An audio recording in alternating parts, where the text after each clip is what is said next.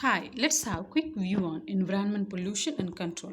First, let's see the definition. The first one is the environmental pollution. It is defined as any undesirable change in environment by physical, chemical, or biological agent is referred as the environmental pollution. The next definition goes with pollution. It is defined as influence of any substance causing nuisance, harmful effects, and uneasiness to the organism. The third one is the pollutant refers any substance causing nuisance or harmful effects to the organism, then that particular substance may be called as the pollutant. There are different types of pollutions are available. They are water pollution, air pollution, land pollution, noise pollution. Among them, we are going to see about the air pollution. Air pollution. It is the most common and dangerous form of pollution. As the society moves towards urbanization, pollution increases. Look at this picture. The normal composition of the air get altered by the stationary source like industries. Now we are going to learn about the definition of air pollution. It is the introduction of chemicals, particulate matter, or biological material that cause harm to humans and other living organisms is referred as the air pollution. The term air pollutant refers a substance in the air that can cause harm to the humans and the environment. Now we are going to learn about sources of air pollution. The first source is the natural source. For natural source, we can say forest fire and volcanic eruption as the example. Both forest fire and volcanic eruption can lead to air pollution. Hydrocarbons emitted by the decomposition of organic matter can lead to air pollution. The next source is the anthropogenic source. Main reason for air pollution is human activities. Let us see one by one. The first one is the burning of fossil fuels.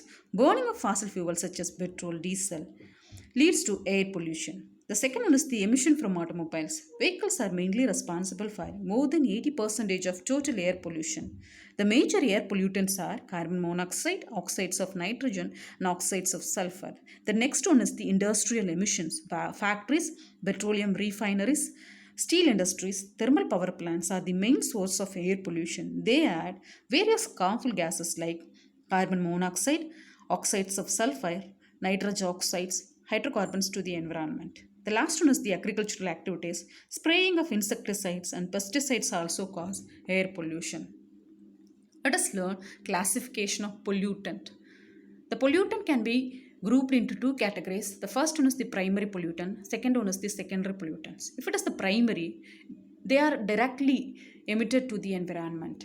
If it is the secondary, they are produced by the reaction between the primary pollutants. Now we are going to see about some of the example of primary pollutant. The first one is the particulate matter. Second one is the sulfur dioxide, nitrogen oxides, volatile organic compounds, carbon monoxide and lead. Now we are going to learn about the example for secondary pollutant. Some primary air pollutant react with each other and there will be formation of secondary pollutant. Look at the picture here. The stationary sources as well as the mobile sources and natural sources also releases harmful gases to the environment. For example, we will take the industry releases harmful gas that sulfur dioxide to the environment that combine with the atmosphere and there will be formation of secondary pollutant that is H2SO4 which is responsible for acid rain. Now we are going to learn about some of the common air pollutant. The first one is the carbon monoxide. It is very poisonous gas and is produced by incomplete combustion of fuel. If inhaled, it combines with hemoglobin and reduces its oxygen carrying capacity. Thus leads to dizziness, reduced vision and death. Then when you come to the carbon dioxide, we never consider this as a pollutant because the carbon dioxide is utilized by the plant during the photosynthesis. Next we are going to see about the oxides of nitrogen. This include nitrogen oxide and nitrogen dioxide which are released by the automobiles and chemical industries as a waste gas and also by burning of materials. These are harmful and lower the oxygen carrying capacity of blood. Next one we are going to see about the oxides of sulfur. High concentration of sulfur dioxide causes damage of mucous membrane and metallic inhibition. Sulfur dioxide react with water to form sulfuric acid resulting in acid rain. Next we are going to see about the hydrocarbon.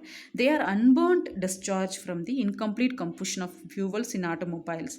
The last one is the particulate matter. Industries and automobiles releases fine solid and liquid particle into the air. These are injurious to respiratory tract. Now we are going to see about the consequences of air pollution. If there is increased amount of carbon monoxide leads to formation of carbon dioxide, it absorbs the radiation which is emitted by the sun and rises the earth temperature is called global warming. Global warming and greenhouse effect we can learn in next class.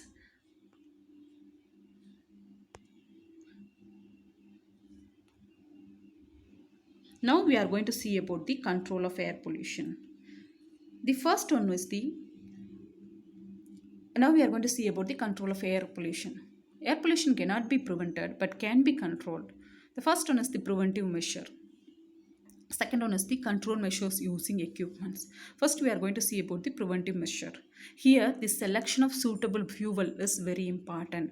Always we have to prefer low sulfur coal in power plant, and also we can use CNG.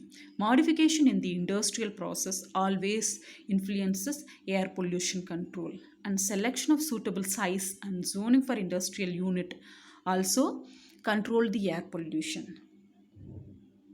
Next, we are going to see about the some of the control measures. When source control not possible, some measures have to be taken to prevent the pollution.